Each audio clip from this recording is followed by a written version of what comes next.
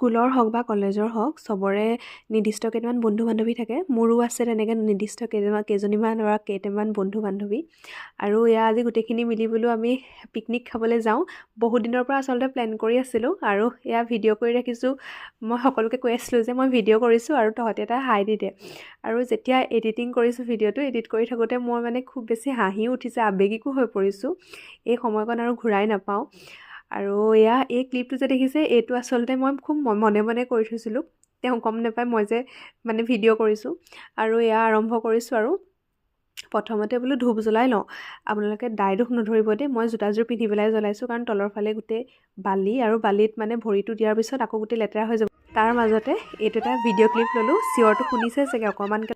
আৰু তাৰপাছতে এয়া আমাৰ ব্ৰেকফাষ্ট। সকলোৱে দেখিছে ভিডিঅ' কৰিবলৈ নহ'লে আৰু তাৰপাছতে এয়া ৰবাব টেঙা কমলা মিলাই এয়া এনেকৈ খালোঁ। তাৰপাছত লাগি আছে আমাৰ ৰান্ধনি, এয়া মৰমৰ বান্ধৱী কৰি আছে। আচলতে সময়বিলাক যে এনেকৈ ধৰি ৰাখিব পৰা মোবাইল নামৰ বস্তুটো ওলালে আচলতে খুবেই ভাল। মানে কি ক'ম, এই স্মৃতিবিলাক ধৰি ৰাখিব পাৰিছোঁ। এটা সময়ত চাম এইখিনিকে চাই আমাৰ হাঁহিম কান্দিম। এই সময়বিলাক আকৌ ঘূৰাই নাপাওঁ কাহানিও। আচলতে ঘূৰি আহি পেলাই পিকনিকৰ পৰা ঘূৰি অহাৰ পিছত খুব বেছি আৱেগিক হৈছোঁ। সেইখিনিকে ভাবি আমি গোটেইখিনিয়ে পাতিছোঁ যে সময়বিলাক আৰু কাহানিও ঘূৰাই নাপাওঁ। এটা দিনে গৈছোঁ, এটা দিনে ফূৰ্তি কৰিছোঁ। আৰু এনেকৈ আমি কথা চথা পাতি মেলি খাই কৰি খুব বেছি হাঁহি ধেমালিৰে আচলতে দিনটো পাৰ কৰিলোঁ দেই আমি আজি। মানে আমি কেইটাই জানো আচলতে আজি আমি কিমান হাঁহিলোঁ, কিমান ফূৰ্তি কৰিলোঁ। আৰু আচলতে কি জানেনে, যেতিয়া মনে মিলা মানুহখিনি পোৱা যায় তাৰপিছত অনেকটা কথা ওলায়, অনেক মানে ৰহস্য ওলায় আৰু কলেজীয়া জীৱনৰ স্কুলীয়া জীৱনৰ কথাখিনি ওলায়।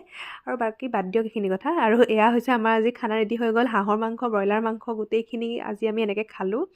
বাকী গাহৰি লৈ গৈছিলোঁ, গাহৰি সকলোৱে নাখায়, আমি কেইজনমানে খাই মেলি এনেকৈ পুৰি পেলাই খালোঁ আচলতে। তাৰপাছত এয়া অলপ নাচিলোঁ বাগিলোঁ, গালোঁ, নাচি বাগি গাই হাঁহি ধেমালি কৰিলোঁ। তাৰপাছতে আচলতে এই কপিৰাইট লাগিবৰ কাৰণে ভিডিঅ'টোত গানটো ইমান লগাই দিয়া নাই, কাৰণ সেইটো এটা প্ৰব্লেম হৈ যাব। সেয়া অকণমান চিঞৰ বাখৰ কৰি নাচিলোঁ আমি।